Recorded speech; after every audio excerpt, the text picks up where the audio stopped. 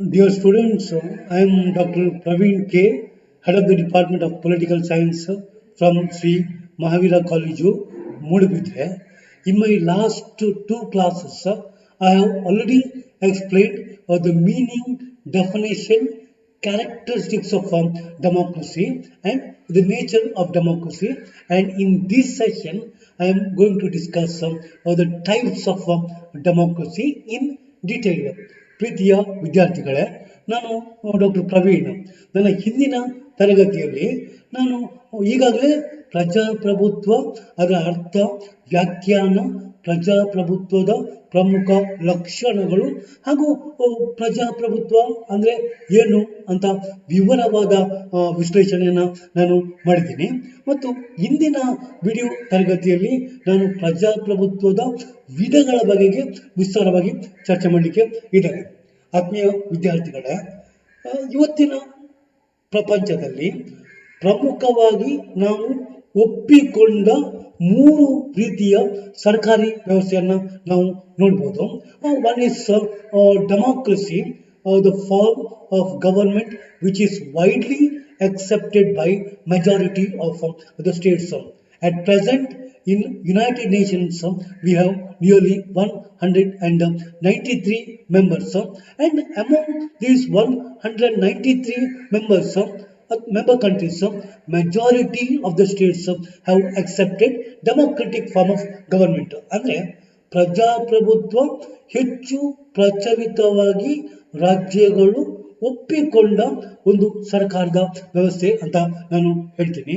ಅದೇ ರೀತಿಯಲ್ಲಿ ಎರಡನೇದು ಯಾವುದು ಅಂತಂದ್ರೆ ಡಿಕ್ಟೇಟರ್ಶಿಪ್ ಕೂಡ ಒಂದು ರೀತಿಯ ಸರ್ಕಾರ. that was practiced by many states till Second World War. ಎರಡನೇ ಮಹಾಯುದ್ಧದ ನಂತರ ಪರಿಸ್ಥಿತಿ ಬದಲಾಗ್ತದೆ ಮತ್ತು ಇವಾಗ ಡಿಕ್ಟೇಟರ್ಶಿಪ್ ಕಡಿಮೆ ಆಗಿ ಡಿಕ್ಟೇಟರ್ಶಿಪ್ ಇದ್ದ ರಾಷ್ಟ್ರಗಳಲ್ಲಿ ಎಲ್ಲ ಪ್ರಜಾಪ್ರಭುತ್ವ ಸರ್ಕಾರ ಅಸ್ತಿತ್ವಕ್ಕೆ ಬರ್ತದೆ. And the third important form of government is some communist form of government, where the government is controlled by the communist party. For example, Russia, China, Cuba, ಇಂತಹ ರಾಷ್ಟ್ರಗಳು. The first communist government came into existence in Supreme Soviet in the year 1917 after communist revolution which took place under the leadership of Lenin. ಅಂದರೆ ಇವತ್ತು communism ಕೂಡ ಹೆಚ್ಚು accept ಆದಂತಹ ಅಥವಾ ಕೆಲವು ರಾಷ್ಟ್ರಗಳು ಅಳವಡಿಸಿಕೊಂಡಂತಹ ಒಂದು ರೀತಿಯ ಸರ್ಕಾರದ ವ್ಯವಸ್ಥೆ. ಹೀಗಿರುವಾಗ ನಾವು ಇಲ್ಲಿ ಯಾವುದಕ್ಕೆ ಹೆಚ್ಚು ಕಾನ್ಸಂಟ್ರೇಟ್ ಮಾಡ್ತೀವಿ ಅಂತ ಹೇಳಿದ್ರೆ ಡೆಮಾಕ್ರಸಿಯ ವಿಧಗಳ ಬಗೆಗೆ ಹೆಚ್ಚು ಚರ್ಚೆ ಮಾಡ್ತೀವಿ. As already I have explained in my previous classes, the word democracy has been derived from 2 words, demos and kratos, people and power. ಅಂದರೆ ಡೆಮಾಕ್ರಸಿ ಅಂತ ಹೇಳಿದ್ರೆ ಪವರ್ ಆಫ್ ದ ಪೀಪಲ್, ಜನರ ಅಧಿಕಾರ. ಅಥವಾ democracy is a form of government where ultimate sovereign authority is vested with the people. ಅಂದರೆ ಪ್ರಜಾಪ್ರಭುತ್ವದಲ್ಲಿ people are the makers and unmakers of government. ಸರ್ಕಾರವನ್ನು ರಚಿಸುವುದರಲ್ಲಿ ಮತ್ತು ಸರ್ಕಾರವನ್ನು ಬದಲಾಯಿಸುವುದರಲ್ಲಿ ಪ್ರಮುಖ ಪಾತ್ರವನ್ನು ನಿರ್ವಹಿಸುವುದು ಜನರು ಪ್ರಜಾಪ್ರಭುತ್ವದಲ್ಲಿ. ಇಲ್ಲಿ ಪ್ರಜಾಪ್ರಭುತ್ವ it's not a new form of government. ಪ್ರಜಾಪ್ರಭುತ್ವ ವ್ಯವಸ್ಥೆ it was existed even in ancient Greek city states. ಪ್ರಾಚೀನ ಗ್ರೀಸಿನ ನಗರ ರಾಜ್ಯಗಳಲ್ಲಿಯೂ ಕೂಡ ಈ ವ್ಯವಸ್ಥೆ ಅಸ್ತಿತ್ವದಲ್ಲಿ ಇತ್ತು. ಮತ್ತು ಭಾರತದಲ್ಲಿಯೂ ಕೂಡ ಪ್ರಾಚೀನ ಕಾಲದಲ್ಲಿ ಸಭಾಸ್ ಮತ್ತು ಸಮಿತೀಸ್ ಅಥವಾ ಇವನ್ನ ಬುದ್ಧಿಸ್ಟ್ ಪೀರಿಯಡ್ ಅಲ್ಲಿ ವಜ್ಜಿ ಸಂಘ ಅಂತ ಒಂದು ವ್ಯವಸ್ಥೆ ಇತ್ತು. ಈ ಬುದ್ಧಿಸ್ಟ್ ಪೀರಿಯಡ್ ಅಲ್ಲಿ ಇದ್ದಂತ ವಜ್ಜಿ ಸಂಘ ಕೂಡ ನೇರ ಪ್ರಜಾಪ್ರಭುತ್ವದ ತತ್ವಕ್ಕೆ ಅನುಗುಣವಾಗಿ ಕಾರ್ಯಾಚರಣೆ ನಡೆಸ್ತಾ ಇದ್ದಂತಹ ಸರ್ಕಾರ. ಇಲ್ಲಿ I am concentrating on forms of government. Dear students, democracy can be broadly classified into 2 categories. ಪ್ರಜಾಪ್ರಭುತ್ವವನ್ನು 2 ವಿಧವಾಗಿ ನಾವು ವರ್ಗೀಕರಿಸಬಹುದು. ಒಂದು ಡೈರೆಕ್ಟ್ ಡೆಮಾಕ್ರಸಿ, ಇನ್ನೊಂದು ಇಂಡೈರೆಕ್ಟ್ ಡೆಮೋಕ್ರಸಿ. ನೇರ ಪ್ರಜಾಪ್ರಭುತ್ವ ಮತ್ತು ಪರೋಕ್ಷ ಪ್ರಜಾಪ್ರಭುತ್ವ. ಪ್ರಸಿದ್ಧ ವಿದ್ವಾಂಸರಾದ ಜೇಮ್ಸ್ ಗಾರ್ನರ್ ಅವರು ನೇರ ಪ್ರಜಾಪ್ರಭುತ್ವವನ್ನು ಡಿಫೈನ್ ಮಾಡ್ತಾರೆ. According to James Garner, he defined direct democracy as a form of government in which the will of the state is directly or immediately expressed through the people. Garner ಹೇಳ್ತಾರೆ, ನೇರ ಪ್ರಜಾಪ್ರಭುತ್ವದಲ್ಲಿ ರಾಷ್ಟ್ರ ಜನರ ಇಚ್ಛೆಯನ್ನ ನೇರವಾಗಿ ಪ್ರತಿನಿಧಿಸುತ್ತದೆ ಅಂತ ಅವರು ತಮ್ಮ ಅಭಿಪ್ರಾಯವನ್ನು ವ್ಯಾಖ್ಯಾನವನ್ನು ವ್ಯಕ್ತಪಡಿಸಿದ್ದಾರೆ. ಅಂದ್ರೆ ಡೈರೆಕ್ಟ್ ಡೆಮೋಕ್ರಸಿಯಲ್ಲಿ ಆಡಳಿತವನ್ನ ಜನರು ನೇರವಾಗಿ ಭಾಗವಹಿಸುವುದು ಮತ್ತು ನಿಯಂತ್ರಿಸುವುದು.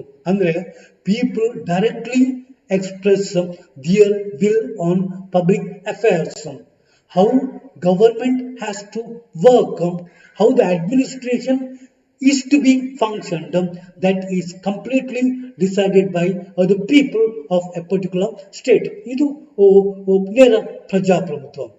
ನೇರ ಪ್ರಜಾಪ್ರಭುತ್ವದಲ್ಲಿ ಪೀಪಲ್ ಅಸೆಂಬಲ್ ಇನ್ ಮಾಸ್ ಮೀಟಿಂಗ್ಸ್, ಸಾರ್ವಜನಿಕ ಸಭೆಗಳಲ್ಲಿ ಜನರು ಭಾಗವಹಿಸ್ತಾರೆ, ಎಲ್ಲರೂ ಒಟ್ಟಾಗಿ ಒಂದು ಪ್ರದೇಶದಲ್ಲಿ ಸೇರ್ತಾರೆ ಮತ್ತು formulate and express their will whenever it is required.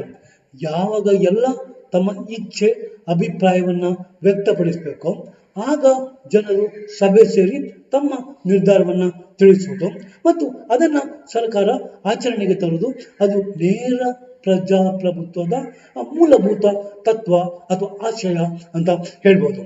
ಇಲ್ಲಿ direct democracy is best suited to small states with limited population.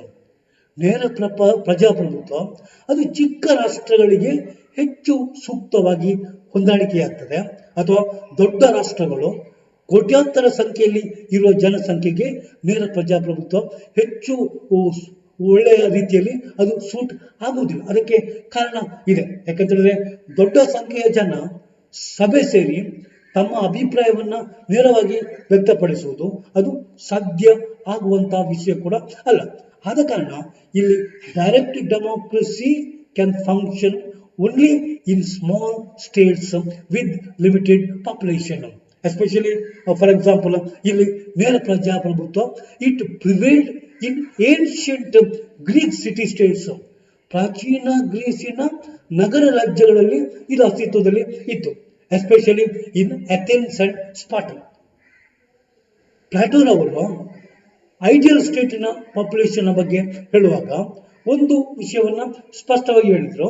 ಅವ್ರು ಹೇಳ್ತಾರೆ, an ideal state should consist of 5,040 people. ಒಂದು ಮಾದರಿ ರಾಜ್ಯ 5,040 ಜನರನ್ನು ಒಳಗೊಂಡಿರಬೇಕು ಅಂತ ಹೇಳಿದ್ರು. ಅದರ ಅರ್ಥ ಪ್ರಾಚೀನ ಗ್ರೀಸಿನಲ್ಲಿ ಇದ್ದ ನಗರ ರಾಜ್ಯಗಳು ಸೀಮಿತ ಜನಸಂಖ್ಯೆಯನ್ನ ಹೊಂದಿತ್ತು ಅಂತ ನಾವು ಆ ಅಭಿಪ್ರಾಯವನ್ನು ವ್ಯಕ್ತಪಡಿಸಬಹುದು. ಅದೇ ರೀತಿಯಲ್ಲಿ Aristotle, the father of political science, ತಮ್ಮ ಗ್ರಂಥದಲ್ಲಿ ಅವರು to evaluate which is the best constitution suited for an ideal state, ಒಂದು ಮಾದರಿ ರಾಷ್ಟ್ರಕ್ಕೆ ಯಾವ ರೀತಿಯ ಸಂವಿಧಾನ ಹೆಚ್ಚು ಸೂಕ್ತವಾಗಿ ಹೊಂದಿಕೆಯಾಗ್ತದೆ ಅಂತ ಹೇಳುವಾಗ he made a comparative study of 154 living constitution in ancient Greek city states. ಯಾವುದು ಅತ್ಯುತ್ತಮ ಸಂವಿಧಾನ ಆಗ್ತದೆ ಎಂಬುದನ್ನು ತೀರ್ಮಾನ ಮಾಡೋದಕ್ಕೆ ಪ್ರಾಚೀನ ಗ್ರೀಸ್ನಲ್ಲಿದ್ದ 154 ಸಂವಿಧಾನಗಳನ್ನ ಅಥವಾ ವರ್ಕ್ ಆಗ್ತಾ ಇದ್ದ ಸಂವಿಧಾನವನ್ನ ಅವರು ಅಧ್ಯಯನ ಮಾಡಿ ಕೊನೆಗೆ ಹೇಳ್ತಾರೆ, polity is the best form of government ಅಂತ ಹೇಳಿ. ಅಂದ್ರೆ ಇಲ್ಲಿ ಪ್ರಾಚೀನ ಗ್ರೀಸ್ನಲ್ಲಿ 154 ರಾಜ್ಯಗಳು ಇತ್ತು ಎಂಬುದಾಗಿ ಆ ವಿಶ್ಲೇಷಣೆಯಿಂದ ನಮಗೆ ಗೊತ್ತಾಗ್ತದೆ. ಇಲ್ಲಿ whatever it may be, direct democracy is best suited only for small states with limited population. ನಾನು ಉಲ್ಲೇಖ ಮಾಡಿದ ಹಾಗೆ ಭಾರತದಲ್ಲಿಯೂ ಕೂಡ ಹಿಂದೆ ರಾಜರುಗಳ ಕಾಲದಲ್ಲಿ ನೇರ ಪ್ರಜಾಪ್ರಭುತ್ವದ ತತ್ವಗಳಿಗೆ ಅನುಗುಣವಾಗಿ ಆಡಳಿತ ನಡೆಸುವಂತಹ ವ್ಯವಸ್ಥೆ ಇತ್ತು. ಉದಾಹರಣೆಗೆ ಬುದ್ಧಿಸ್ಟ್ ಪೀರಿಯಡ್ ಅಲ್ಲಿ ಇದ್ದಂತಹ ವಜೀರ್ ಸಂಘ ಎಂಬಂತಹ ಒಂದು ವ್ಯವಸ್ಥೆ, ಅಲ್ಲಿ ನೇರ ಪ್ರಜಾಪ್ರಭುತ್ವದ ತತ್ವಗಳು ಆಚರಣೆಯಲ್ಲಿತ್ತು ಎಂಬುದಾಗಿ ಇತಿಹಾಸವನ್ನು ಗಮನಿಸಿದಾಗ ನಮಗೆ ಗೊತ್ತಾಗ್ತದೆ. ಅದೇ ರೀತಿಯಲ್ಲಿ ಈವನ್ ಸ್ವಿಟ್ಜರ್ಲೆಂಡ್ ಅಲ್ಲಿ ಕೂಡ till 18th century lands government ಎಂಬ ಒಂದು ಪಾಪ್ಯುಲರ್ ಲೆಜಿಸ್ಲೇಚರ್ ಇತ್ತು.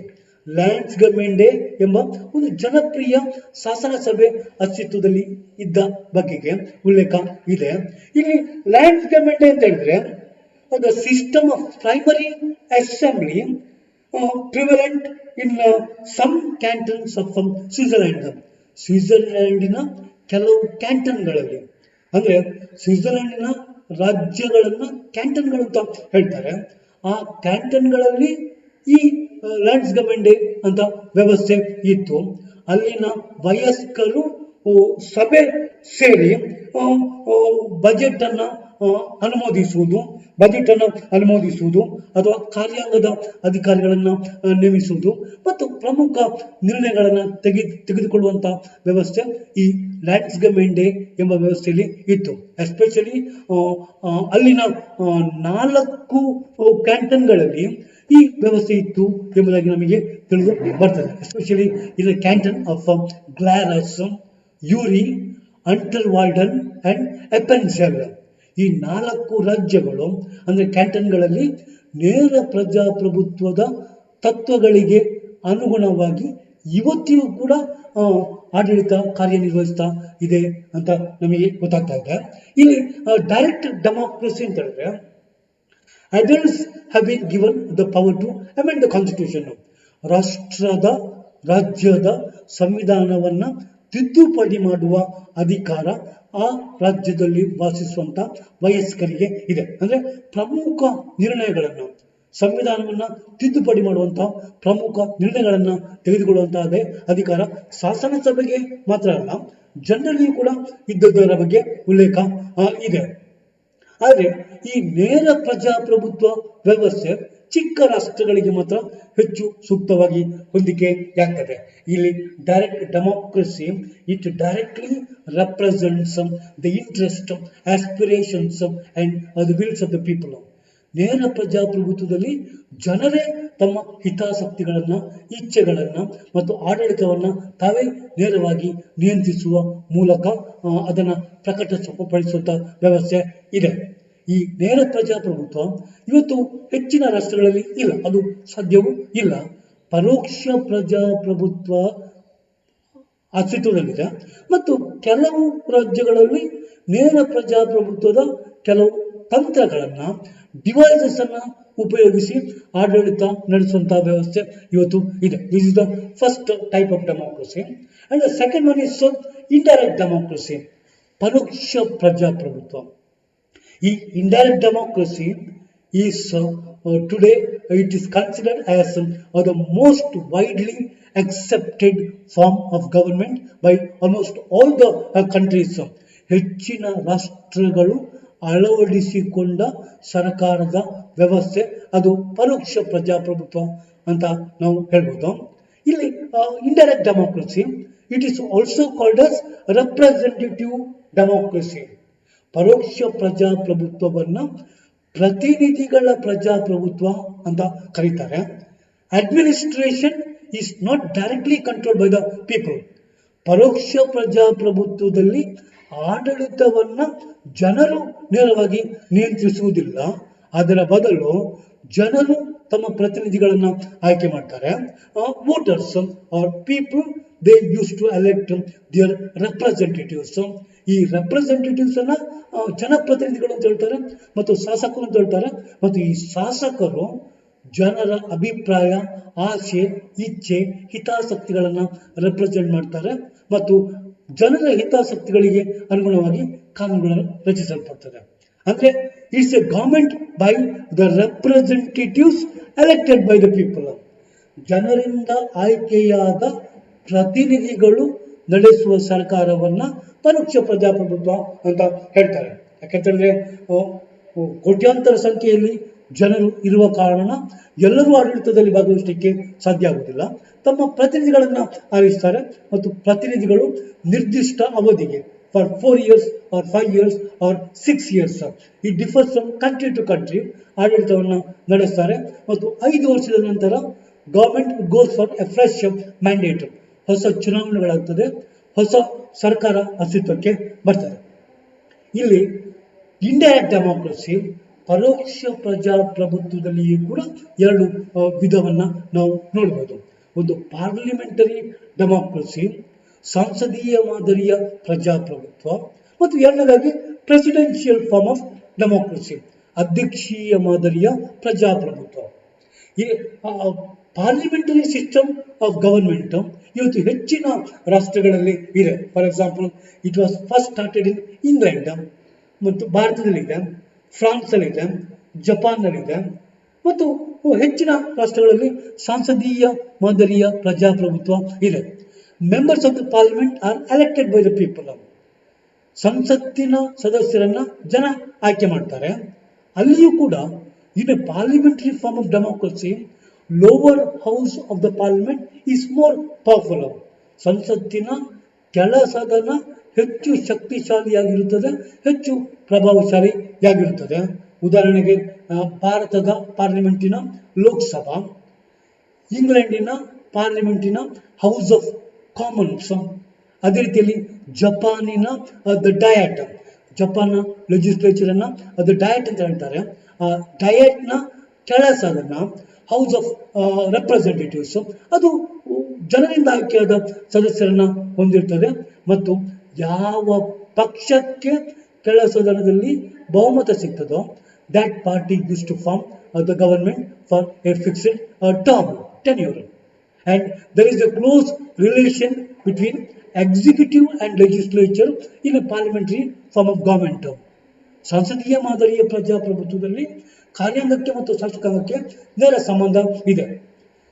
ಕಾರ್ಯಾಂಗ ಅದು ಡೈರೆಕ್ಟ್ ಆಗಿ ಶಾಸಕಾಂಗಕ್ಕೆ ಹೊಣೆ ಆಗಿರ್ತದೆ.